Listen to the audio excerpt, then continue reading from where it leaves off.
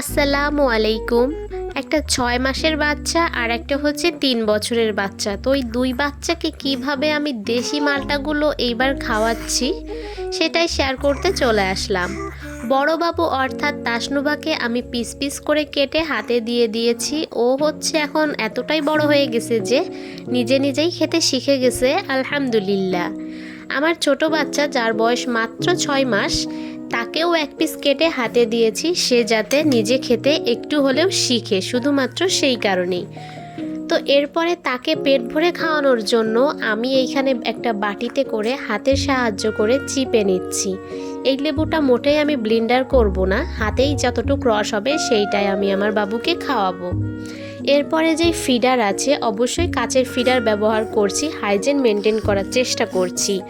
প্লাস্টিকের ফিডার বাচ্চাদের জন্য খুবই ক্ষতিকর, এই জন্য একটু ব্যয়বহুল হলেও কাচের ফিডারটা বাচ্চাদের জন্য ব্যবহার করা উচিত। তো পুরো রসটা আমি ফিডারে করে এইভাবে ঢুকিয়ে নিয়ে এখন আমি আমার বাচ্চাকে ধরিয়ে দিব।